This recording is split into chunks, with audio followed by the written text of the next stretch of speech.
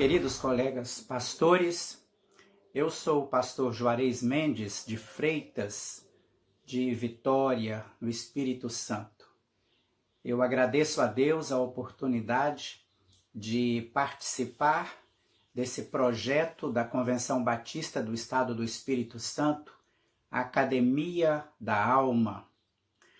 O meu assunto que eu quero compartilhar com vocês, e faço isso com muito temor e tremor diante de Deus, é a vida espiritual do líder. A vida espiritual do líder. E dentro deste assunto, de maneira mais particular, eu quero falar sobre desenvolvendo a intimidade com Deus. Desenvolvendo a intimidade com Deus. Eu creio que todos nós estamos conscientes de que, definitivamente, intimidade não é uma das características que predominam nessa época. Acontece exatamente o contrário. Esse é um tempo em que há muita superficialidade nos relacionamentos. Richard Foster, no livrinho dele, Celebração da Disciplina, ele escreveu que a superficialidade é a maldição desse tempo presente. E quando eu olho para a parábola que Jesus contou, em Lucas capítulo 6, e referências, eu acho que você concorda comigo que quando Jesus fala sobre, ou usa aquela história dos dois construtores, ele está fazendo uma denúncia muito severa a respeito da superficialidade da religião judaica. Porque, conforme a parábola, o construtor competente, de acordo com Lucas capítulo 6, verso 48, este construtor sábio, ele cavou fundo para fazer a sua obra. Enquanto que o outro, o insensato, aqui de acordo com o texto, o tolo, ele se contentou com a superfície arenosa e por isso a sua casa foi levada quando veio a tempestade. Toda superficialidade, nós sabemos disso, ela é movediça, ela não dá segurança. Eu estava lendo algum tempo atrás uma afirmação de Zygmunt Bauman, um polonês que faleceu em 2017. Ele trabalha o conceito de modernidade líquida. E ele escreve o seguinte: os fluidos se movem facilmente, escorregam, eles vazam. Por isso, instituições, ideias e relações transformam-se de modo muito rápido e imprevisível.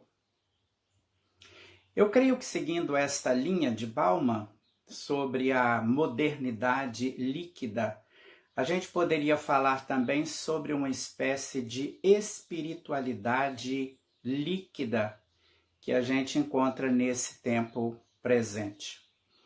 Essa síndrome de superficialidade, ela alcança os relacionamentos de modo geral, tanto os relacionamentos entre as pessoas como o relacionamento destas para com Deus. Quando a gente olha as Escrituras, a gente olha a palavra de Deus, a gente encontra muitos exemplos de pessoas que foram íntimas de Deus. E, claro, não estou falando aqui sobre alguma coisa que você não conheça. Sei que você conhece isso. Por exemplo, Enoque, o texto de Gênesis 5, 24, diz que Enoque viveu, ou ele andou sempre com Deus. Sabemos que a vida de Enoque foi de 365 anos. A gente olha para Noé. O texto do Gênesis capítulo 6, no verso 10, diz que Noé vivia em comunhão com Deus. Esse era o seu estilo de vida. E o que dizer de Abraão, que é chamado de o amigo de Deus, e o próprio Deus o chama de meu amigo? Os textos de 2 Crônicas, capítulo 20, verso 7, Isaías, capítulo 41, verso 8, e Tiago 2, 23, nos dão essa informação da amizade que havia entre Abraão e o próprio Deus. A história de Jacó também é bem interessante. Quando Jacó está empreendendo aquela viagem, fugindo da ira do seu irmão, e ele tem aquela visão no capítulo 32 de Gênesis, e ele vai dizer o seguinte: eu vi Deus face a face. Eu vi Deus face a face. A respeito de Moisés, o texto vai dizer que nunca se viu em Israel um profeta com quem o Senhor falava face a face. O Senhor falava com Moisés como se conversa com um amigo. Êxodo capítulo 33, verso 11, Deuteronômio capítulo 34, versículo 10. O pastor tailandês, o pastor da Indonésia, Ed Leo, ele tem um livrinho com o título de 49 dias de encontro com o Pai. No seu livro, ele escreve o seguinte: a essência da adoração é encontrar Deus diariamente e permanecer na sua presença num relacionamento de intimidade.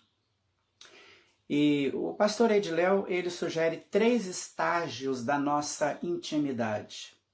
3 estágios. Ele diz que nós podemos ter uma intimidade que ele chama de reativa, ou seja, nós nos aproximamos de Deus quando estamos sendo ameaçados por alguma dificuldade, por algum problema, ou seja, a nossa busca da presença de Deus, de estar diante dele, é uma reação às circunstâncias que nós estejamos ou que nós estamos enfrentando. O segundo nível que Edileu apresenta a respeito da intimidade com o Pai, ele chama de intimidade ativa. Então ele escreve o seguinte: aqui existe um propósito, já há uma busca, uma procura que não é provocada pela crise, mas ainda não é uma entrega completa, ainda não é algo tão natural, espontâneo. Na verdade, ele diz que o terceiro nível é a intimidade, esta sim, espontânea. Ele chama de intimidade automática.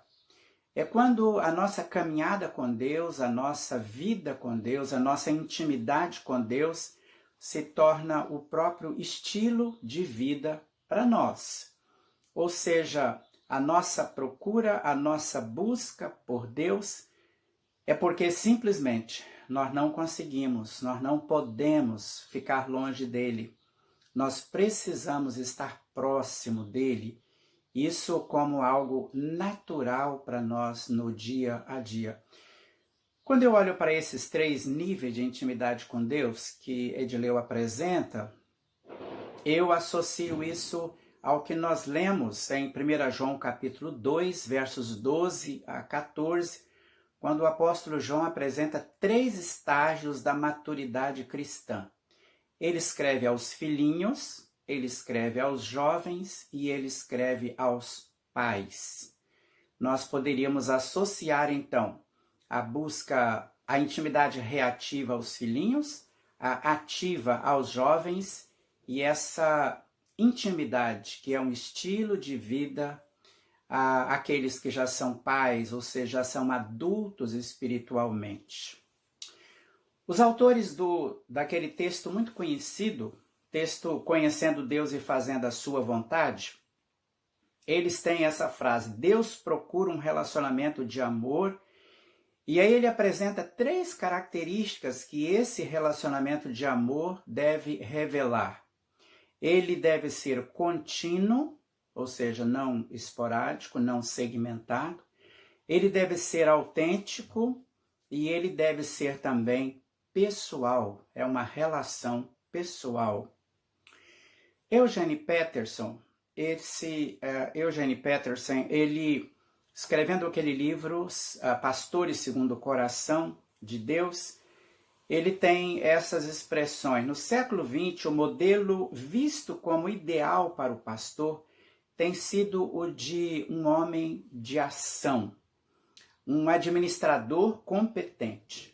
O pastor que ora e que leva o povo à adoração consegue, no máximo, o bocejo da sua congregação.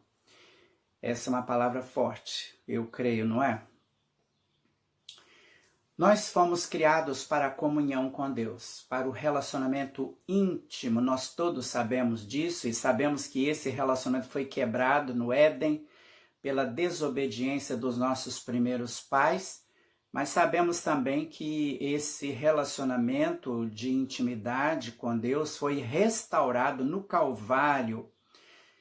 O apóstolo Paulo, escrevendo Efésios capítulo 2, a partir do versículo 11, ele apresenta em poucos versículos um resumo dessa história.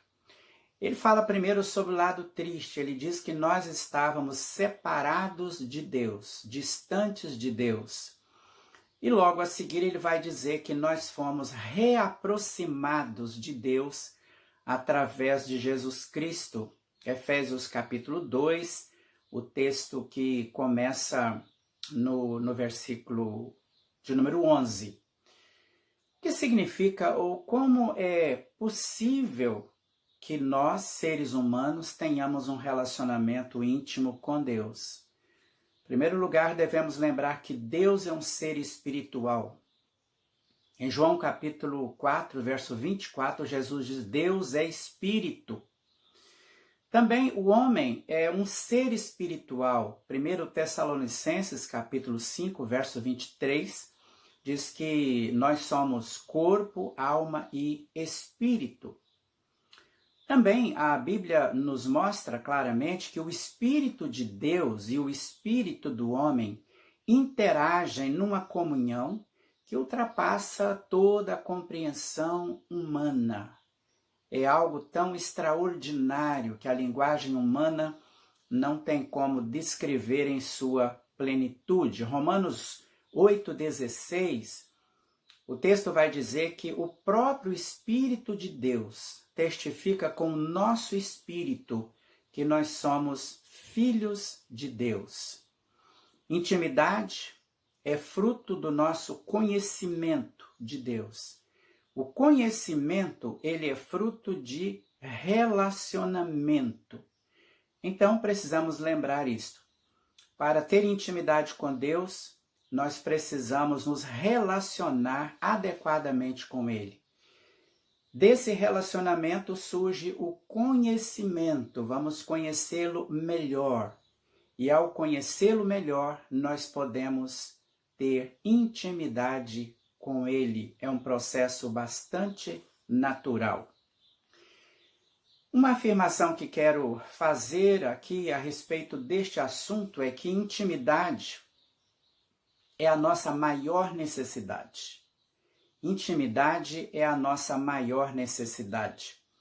O pastor David Cornfield, ele escreveu assim, no seu livro Líder que Brilha: intimidade com Deus não é apenas a nossa primeira prioridade, é também a nossa principal necessidade.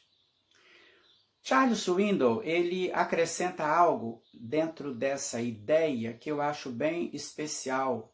Ele escreve assim: todos aqueles que Deus usa grandemente são primeiro ocultos no segredo da sua presença. Swindoll escreve isso no livro José, da série Heróis da Fé, com vários livros já publicados no Brasil. Gosto do que escreve John Stott no Perfil do Pregador, livrinho de John Stott. Ele diz o seguinte lá: não há necessidade mais urgente para um pregador do que conhecer a Deus. Aliás, eu li sobre o Peter Marshall, que foi um pastor presbiteriano que atuou em Nova York, muito conhecido como pregador e também como escritor. Então, alguém que ouvia as pregações, um jovem que ouvia as pregações de Marshall, fez a seguinte declaração a respeito dele: dá para ver que ele conhece a Deus e por isso ele me ajuda a conhecer a Deus melhor. Esse é um depoimento muito especial, não é, a respeito de um homem de Deus. Em Levítico, capítulo 6, verso 12, Levítico, capítulo 6, verso 12, nós temos aquela informação de que todos os dias o sacerdote tinha a tarefa de tirar as cinzas do altar, colocar a lenha para que o fogo continuasse aceso, para que o fogo do altar não se apagasse. Dentro dessa ideia, o Francis Chan, no seu livro Louco Amor, é um autor americano, já também tem se tornado conhecido entre nós, ele escreveu assim: todos nós lidamos com o risco de perder a intimidade, a vibração que é a característica do primeiro amor. Andar com Deus pode virar um costume, uma rotina, um fardo. O relacionamento dessa maneira se torna distante e frio. Por isso nós precisamos reacender a chama. E no outro livro dele, o Francis Chan, O Deus Esquecido, é o título dele, desse outro livro que estou mencionando, ele escreve assim: há igrejas que se perderam, elas se renderam a um mero ativismo, aquilo que ele chama de uma espetacularização do culto. E para ele, no fundo, isso não passa de um mero ajuntamento onde as pessoas cuja aparência esfuziante oculta a ausência de alguém que não está sendo convidado para a festa.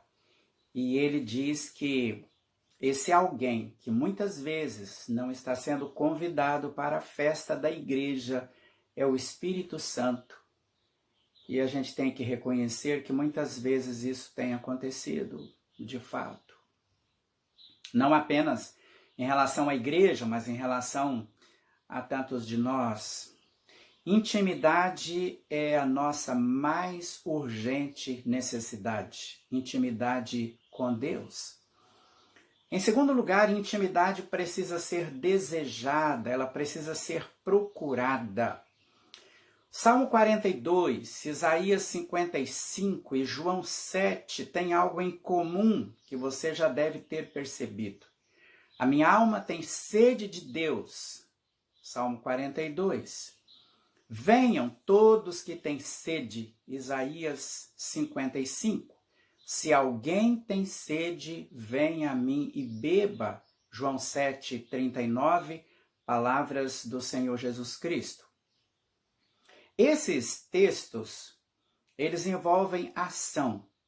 A partir de sede, ou seja, uma necessidade, buscar a fonte, acorrer à fonte e saciar-se e beber. Aliás, em João 7,39, o que Jesus está dizendo, de fato, é: continue vindo. Água é uma necessidade fundamental, básica para nós. Não conseguimos viver sem água, sem beber água. E essa é a ideia que aparece aqui. Nós precisamos desejar ou buscar a intimidade com Deus, assim como nós buscamos a água quando estamos com sede. Mas para isso, é claro que nós precisamos ter sede. Pastor Russell Shedd, de memória tão saudável para todos nós, saudosa memória do pastor Russell Shedd, ele disse que o cristão ele é dipsomaníaco, ou seja, ele está sempre com sede. Esse é um desafio enorme para a geração atual de cristãos, para a geração pós-moderna. Richard Foster, que já mencionei em Celebração da Disciplina, ele se pronuncia assim: na sociedade contemporânea, o nosso adversário se especializa em 3 coisas. Presta atenção nisso. Ele diz: o nosso adversário se especializa em ruído, em pressa e em multidões. Vou repetir: ruído, pressa e multidões. E Foster complementa dizendo: ele quer nos manter ocupados com grandeza e quantidade. A revista Época e Negócios, de fevereiro de 2012, ela fala sobre a superficialidade como uma síndrome dessa época que vivemos, e o escritor ali ele vai dizer que essa superficialidade que caracteriza a vida moderna, ela é causada pela pressão que todos sofrem para fazer e acontecer. Lembra-se de Atos capítulo 6, quando surgiu aquela dificuldade com relação a apoio, ajuda às viúvas dos helenistas, os cristãos helenistas? O que foi que os discípulos apóstolos fizeram? Eles tomaram providências para que alguns homens cuidassem da situação. E lá então a gente tem essa frase que é lapidar: nós nos dedicaremos à oração e à palavra. Que desafio! Nós nos dedicaremos à oração e à palavra. David Cornfield, ele alista alguns empecilhos para a intimidade com Deus que eu quero mencionar. Ele fala sobre a tirania do urgente. Sabe aquela situação em que você chega no final do dia, a sua lista de atividades é maior do que quando você começou o dia? Segundo empecilho para a intimidade com Deus que o Cornfield apresenta é a superficialidade nos relacionamentos em geral. O que ele vai dizer é que a vida tem se tornado para muitas pessoas isolada, solitária. E as pessoas têm uma preocupação muito grande em se proteger, proteger a sua intimidade. Elas não querem expressar a sua intimidade, e por isso os relacionamentos que ela cultiva, que ela mantém, são superficiais. Terceiro empecilho para a intimidade com Deus que Cornfield apresenta é a compulsão por resultados. Ele fala que muitas vezes nós não sabemos discernir entre chamado e ativismo. E para ele, para Cornfield, o chamado tem a sua raiz em Deus, enquanto o ativismo tem a sua raiz nas expectativas que as pessoas colocam sobre nós. Em terceiro lugar, quero indicar ou sugerir alguns caminhos para a gente alcançar ou para a gente manter a intimidade com Deus. Todos nós sabemos que essa é uma jornada que tem altos e baixos, ela tem avanços e recuos. Mas sabemos também que Deus já tem providenciado os recursos necessários para que mantenhamos uma vida de intimidade com Ele. Cito novamente o pastor Eugene Peterson, e ele, naquele mesmo livro, Pastores Segundo o Coração de Deus, ele fala sobre 3 recursos que são tanto básicos quanto críticos para dar forma, para determinar todas as outras nossas ações, todas as outras nossas atividades. E ele alista a oração, a leitura bíblica e a orientação do Espírito Santo. São silenciosas, diz ele, não chamam atenção e por isso frequentemente essas 3 disciplinas espirituais são negligenciadas.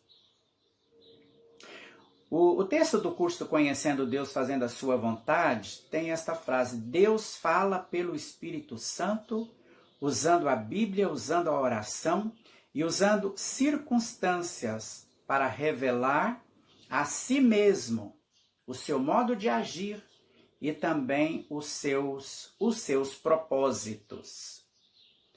Falando sobre oração, o Richard Foster vai dizer que oração é a avenida principal que Deus usa para nos transformar, a nossa vida. Através da oração, nós aprendemos a ver as coisas da perspectiva de Deus. Pela oração, Deus muda as circunstâncias, ou então, Ele muda a nossa maneira de ver, a nossa maneira de interpretar as circunstâncias. A oração, ela requer algumas atitudes que são fundamentais se nós queremos que a nossa oração de fato tenha o resultado, tenha o valor que nós de fato entendemos é possível que tenha. Primeiramente, a nossa oração deve ser transparente. Eu gosto da frase que diz: Deus não ouve as nossas orações, Ele escuta o nosso coração.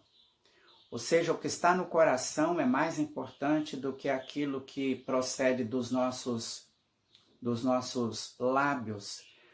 Salmo 108 diz assim: preparado está o meu coração, ó Deus. Isaías 29:13 é uma das vezes em que aparece a denúncia feita contra o povo de Israel naquela época, e aqui diz: esse povo honra-me ou me honra com os lábios, mas o seu coração está longe de mim. Jesus dá repercussão a esta palavra em Mateus capítulo 15, verso 8. Uma outra característica da nossa oração é coerência. A nossa oração, ela precisa guardar uma relação íntima com o nosso estilo de vida. Isaías capítulo 59, há uma palavra muito dura dizendo: Deus não ouve quando vocês oram, porque os pecados de vocês, a vida de vocês, como vocês estão vivendo, ela causa distância entre vocês e Deus. Precisamos ser coerentes. A nossa oração, ela precisa refletir o nosso estilo de vida. Outro requisito para a nossa oração é a persistência. Aquela história de Gênesis capítulo 18 é um desafio para todos nós. Quando Abraão vai pedindo a Deus pelo livramento de Sodoma e Gomorra, claro, lá estava o seu sobrinho Ló, e ele insiste naquela oração até o ponto em que a gente imagina que ele fica sem graça e ele para por ali quando ele reconhece que não havia 10 justos naquelas cidades. Mas Deus conhecia a intenção da oração de Abraão e Deus retira Ló e a sua família, com toda aquela situação relacionada à família de Ló, mas Deus mandou os anjos até lá para salvá-lo, e a Bíblia vai dizer para nós que foi por causa da oração de Abraão que Deus fez isso. Nós devemos aprender a orar até que, no dizer de Ralph Neighbor, orar até que vejamos a resposta de Deus, ou então Deus mostre claramente para nós que o seu propósito é diferente daquilo que nós estamos falando, daquilo que nós estamos pedindo. Um outro aspecto da oração que é importante a gente guardar é a reverência. Lembrar que Deus não é um office boy, alguém para quem nós vamos dizer vá e faça, vá agora, ou venha e age. Ravi Zacarias, o seu livro Do Coração de Deus, ele afirma o seguinte: em cada 12 referências ao nome de Deus no Antigo Testamento, 7 falam de Deus como santo. E nós sabemos como o nome é importante no contexto do Velho Testamento. O nome de Deus, o nome santo de Deus, não pode ser relativizado, banalizado. Em nossa oração, precisamos guardar esse cuidado. Estamos falando com Deus que é 3 vezes santo, é santíssimo. na linguagem de Isaías, no capítulo de número 6. Nós precisamos crescer na prática da oração. E aqui eu creio que nós temos também 3 níveis. O primeiro nível é aquele que coloca em foco as necessidades pessoais, as nossas próprias necessidades. O segundo nível da oração é quando ele destaca o que Deus faz, as realizações de Deus. Mas o terceiro nível da nossa oração é aquele que focaliza o caráter de Deus, quem Deus é. Por quê? Tudo mais é consequência daquilo que Deus é, do próprio caráter de Deus. Joel Comiskey, ele escreveu alguns livros, ele é um estudioso da visão de igreja em células, igrejas em pequenos grupos. E o seu livro, O Crescimento Explosivo da Igreja em Célula, ele inclui uma pesquisa que ele fez com pastores, com líderes, a respeito da devoção diária. A pergunta dele foi: quanto tempo você gasta com a sua devoção diariamente? E aí ele apresenta o seguinte resultado: até 15 minutos por dia, 12%. De 15 a 30 minutos diariamente, 32%. De 30 a 60 minutos diariamente, 34%. De 1 hora a 1 hora e meia, 8%. E mais de 90 minutos, 14% dos pastores. E ele faz uma observação. Ele escreve o seguinte: aqueles pastores que oravam mais de 90 minutos por dia, eles multiplicavam o seu ministério 2 vezes mais do que aqueles que oravam menos de 30 minutos por dia. Quando a gente olha esses números, a gente lembra de Lutero. A frase de Lutero: hoje tenho tantas atividades que preciso passar 3 horas em oração. É lamentável que tantas vezes nós, hoje, façamos o contrário. Por causa de muitas atividades, o tempo de oração acaba sendo reduzido.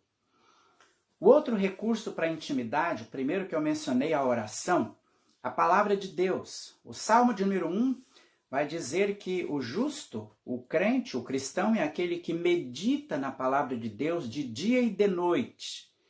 E o texto, então, diz que este tem saúde e tem frutos, as suas folhas são verdes, permanecem verdejantes, e ele dá o fruto na estação própria. Colossenses, carta de Paulo aos Colossenses, capítulo 3, verso 2, diz que nós devemos pensar e refletir nas coisas que são do alto, são de cima. Filipenses 4, 8, o apóstolo Paulo diz que nós devemos encher a nossa mente com tudo que é bom, verdadeiro, digno, correto, puro, agradável a Deus e decente. Isso tem a ver com meditação. Precisamos desenvolver, todos nós precisamos desenvolver o hábito da leitura, do estudo, da meditação da palavra de Deus.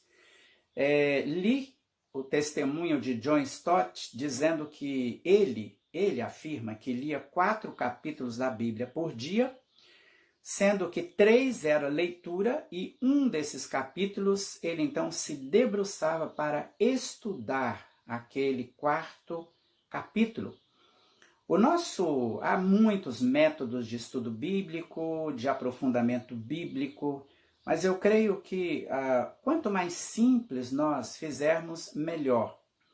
Então, nós podemos ter um plano que inclui as perguntas de aplicação pessoal, para identificar uma ordem que é dada para nós, uma exortação, para ver os desafios, alguma coisa que nós precisamos evitar, algo que precisamos mudar em nossa vida.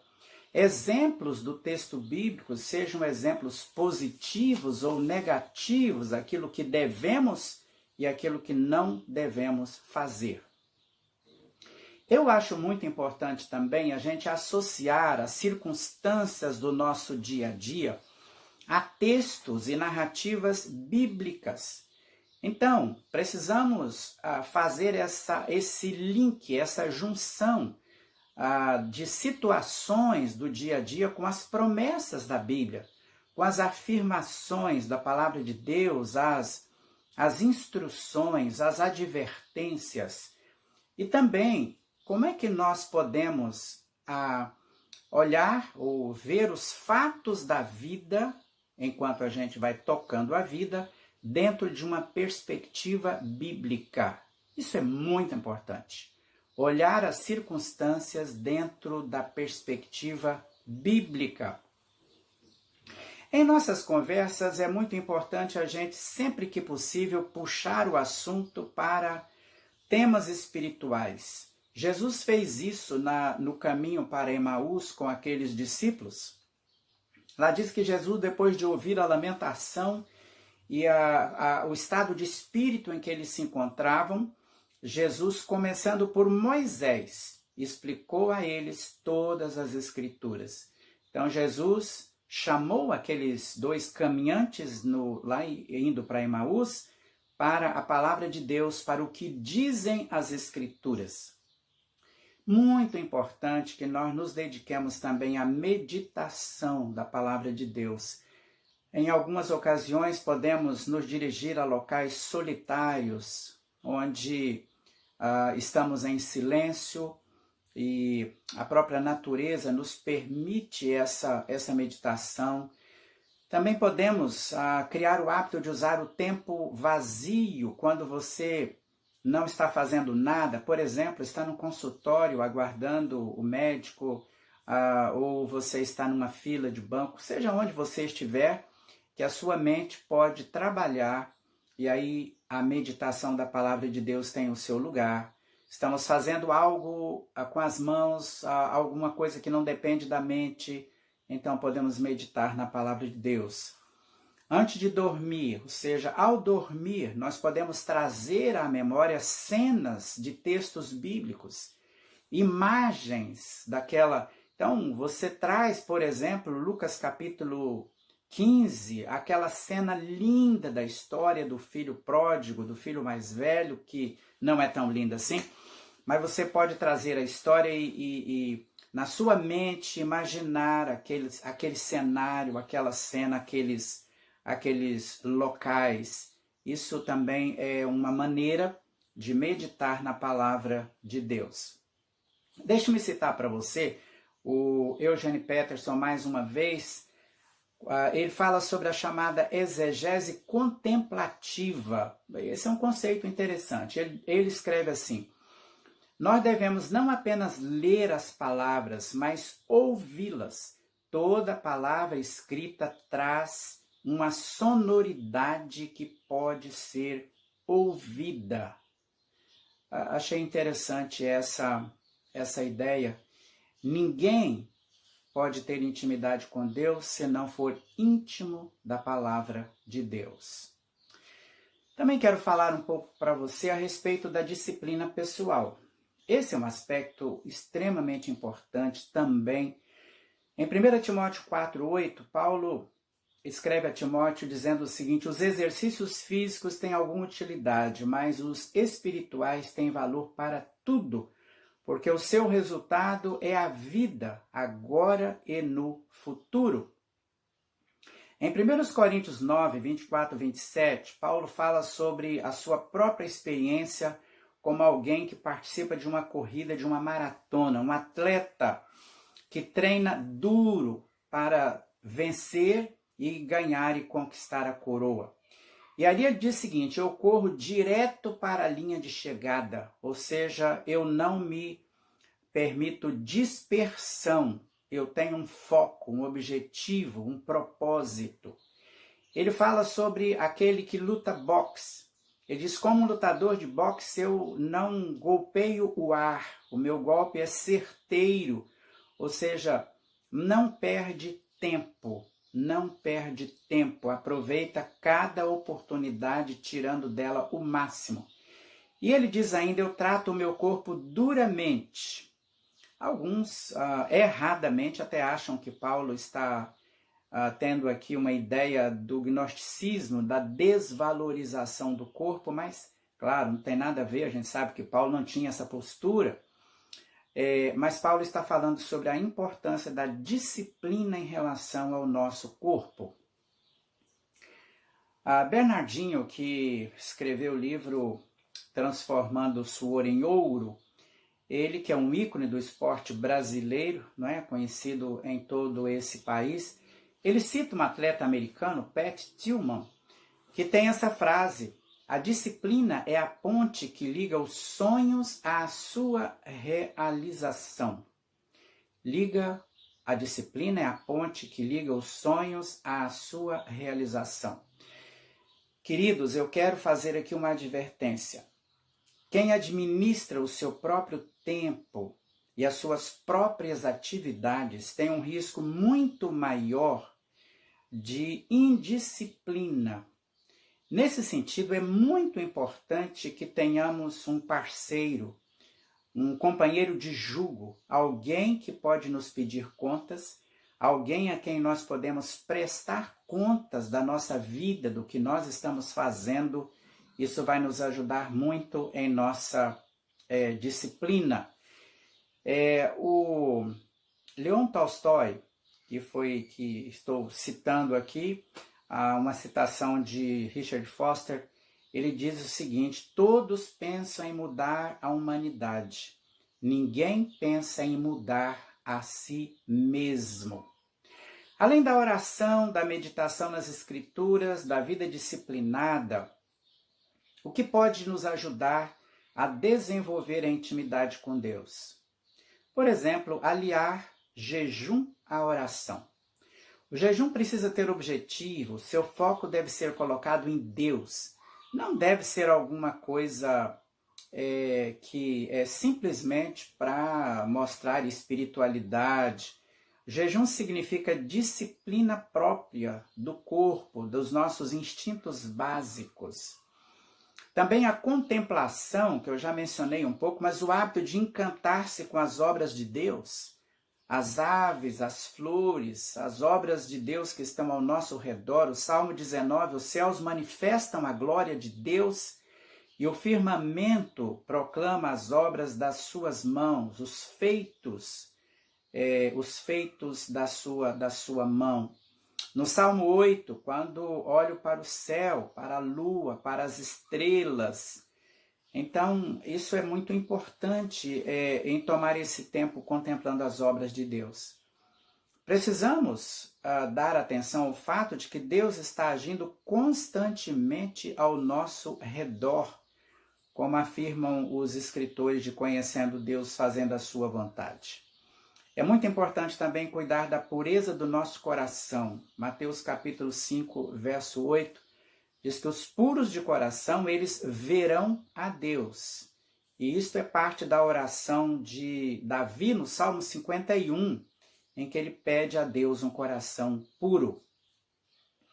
Eu sugiro também que você tenha um caderno de oração, uma agenda de oração, seja por meio escrevendo, seja no seu computador, seja no seu celular, mas o seu diário de oração, o seu diário espiritual. Além disso, é muito importante ler biografias dos santos homens de Deus que andaram com Deus. Em João 15, versículo 15, Jesus diz: eu não tenho chamado vocês de escravos, mas de amigos, porque tudo que o Pai tem falado para mim eu tenho compartilhado com vocês, ou seja, vocês são amigos íntimos, não há entre nós nenhum segredo, não há entre nós nenhum segredo. Como é que nós sabemos que alguém se torna um amigo precioso para nós, ou que alguém se encaixa nessa categoria de um amigo precioso para nós? Nós temos prazer em falar com essa pessoa, sentimos saudades dela, ficamos alegres quando ouvimos a sua voz, temos com essa pessoa uma total abertura. Nós sabemos que é possível contar com ela e ela sabe que pode contar conosco. Nós nos sentimos bem em estar juntos com essa pessoa e nós gostamos de agradar a essa pessoa com quem nós temos intimidade. Como é que nós podemos reacender essa paixão da intimidade com Deus? David Cornfield, ele diz que nós precisamos olhar para Deus redescobrindo a profundidade do amor de Deus por nós. Olhar para Deus redescobrindo a profundidade do seu amor. Devemos liberar o nosso coração para expressar abertamente o nosso amor a Deus. Nós devemos avaliar se o nosso amor a Deus é verdadeiro na sua essência. Queridos, quando nós lemos Ezequiel, capítulo 47, aquele texto lindíssimo que fala sobre o riacho que nasce do templo em Jerusalém. Primeiramente, a água era possível ter essa água até os tornozelos. Depois os joelhos. O texto diz aqui, depois ela chega na cintura e depois só imergindo, mergulhando. Esse texto, de alguma forma, ele fala sobre a diferença entre a superficialidade e a intimidade, ou seja, a profundidade. O grande desafio para todos nós e a grande bênção que está à nossa disposição é uma vida de intimidade com Deus. Este é o grande sonho de Deus, ter um relacionamento próximo, íntimo conosco. Essa deve ser a nossa busca. Que Deus abençoe a vida de cada um de vocês. Que Deus os abençoe, a vida, o ministério e a família, em nome de Jesus.